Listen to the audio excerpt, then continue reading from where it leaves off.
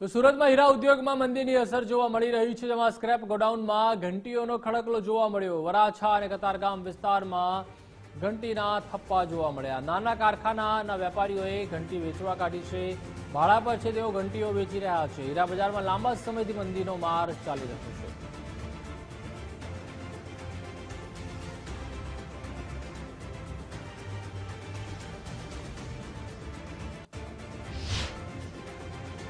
સુરતના હીરા ઉદ્યોગમાં છેલ્લા 2 વર્ષથી પ્રવર્તી રહેલી આર્થિક મંદીના કારણે નાના વેપારીઓ સહિત રત્ન કલાકારોની હાલત કફોડી બની છે। ત્યારે આ વચ્ચે ક્રિસમસની ખરીદી પર ન નીકળતા હીરા ઉદ્યોગ છે તે ડામાડોળ થઈ રહ્યો છે, અને આવી સ્થિતિની અંદર નાના હીરા ઉદ્યોગકારો છે તે ભાડું ન પોસાવાના કારણે પોતાની જે નાની ઘંટીઓ છે તે હાલ આ પ્રમાણે છે તે ભંગારમાં આપી રહ્યા છે। અને આ પ્રમાણેની તસવીર આપ જોઈ શકો છો કે અહીં સુરતના હીરા ઉદ્યોગમાં આ પ્રકારની સ્થિતિનો છે તે માહોલ છે તે અહીં જોવા મળી રહ્યો છે।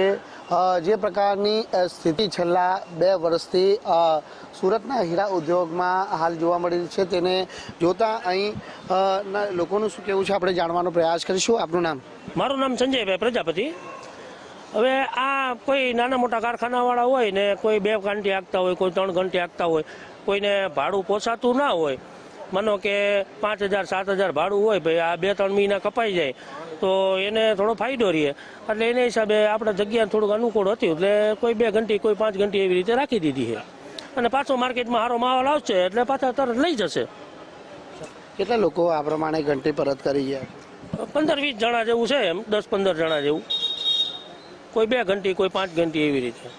શું લાગી રહ્યું છે કારણ તો આ અત્યારે મંદીનો થોડોક માહોલ છે, દિવાળી પછી થોડુંક કેવડાવે, પણ હવે તોય માર્કેટમાં થોડોક વેગ પકડ્યો છે એટલે હવે ધીમે ધીમે ચાલુ થઈ જશે। એપ્રોક્સલી કેટલી ઘંટીઓ પરત કરવામાં આવી છે? પરત એટલે મારી ત્યાં પરત નથી કરવાની, મેં વેચેલી નથી, આ તો મારી ત્યાં એ લોકો મૂકી ગયા, એને ભાડું ના ભરવું પડે એના માટે। હવે એ માનો કે 40 થી 50 ઘંટી જેવું હશે। ખરાબ જ છે અત્યારે સ્થિતિ તો। કેટલી હાલાકીમાંથી રત્ન કલાકારોએ પણ પસાર થવું પડ્યું? કેટલાય ભાઈ આમાં ક્યાંય પૂરા ન થાય બધી છે, તો એમ તકલીફ તો છે જ। કેટલો ટાઈમ છે, ઘર ખર્ચ હોય, અન્ય ખર્ચ મુશ્કેલી જ પડે ને, કે હીરામાં મંદી હોય, ધંધામાં મંદી હોય તો ઘર ખર્ચો, લાઇટ બિલ, ભાડા, તે બધી તકલીફ તો। બિલકુલ, શું કહેશો, પરિસ્થિતિ કયા પ્રકારની વાસ્તવિકતા હીરા ઉદ્યોગ? પરિસ્થિતિ ખરેખર ખૂબ જ ગંભીર છે, કેમ કે જે સ્થિતિ દિવાળી પહેલાં હતી એ સ્થિતિ દિવાળી પછી આપણને એવું લાગતું હતું કે સુધરશે, પણ હજી સુધરી નથી। અને જે હાલમાં જે લોકો મજૂરી ઉપર જે કામ કરે છે, મજૂરી ઉપર એ લોકોને મજૂરીમાં બી મને એવું જાણવા મળ્યું છે, હું પણ પોતે હીરા ઉદ્યોગ સાથે સંકળાયેલો છું અને હું શરણ વેચું છું, તો મને મારે જે મારા વેપારીઓ જે હોય ને, કે અમુક જેની સાથે હું કામ કરતો હોય એ લોકોને જે મજૂરી પર કામ કરતા એ લોકોને અત્યારથી પ્રેશર કરવામાં આવ્યું છે કે ભાઈ તમારી લોકોની મજૂરી કાપવામાં આવશે, હાલ મંદીનો માહોલ છે। એટલે રત્ન કલાકારોની હાલની પરિસ્થિતિ શું છે? કયા સમયમાંથી પસાર થઈ રહ્યા છે રત્ન કલાકારો? પસાર તો એમ છે કે એ લોકોને બી અત્યારે હીરામાં ભાવ તૂટે છે, એ લોકો એ મજૂરી નથી મળતી એને પૂરી, આ લોકોને બનાવવાવાળા મજૂરી પર કામ કરતા હોય એને ઉપરથી વેપારીઓ ઓછો ભાવ આપતા, આ લોકોએ પણ એને ભાવ તોડી નાખે છે હીરામાં, અને કામ મળતું નથી બરોબર અત્યારે એ પ્રમાણે।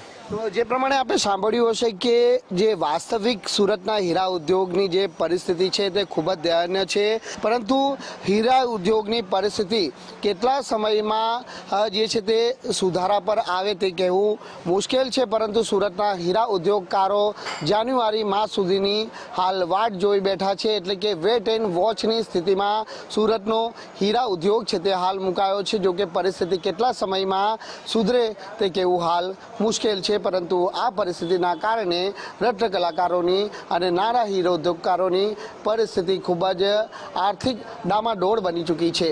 કેમેરામેન અક્ષય વાડે સાથે રાકેશ બ્રહ્મભટ્ટ, ગુજરાત ફર્સ્ટ, સુરત।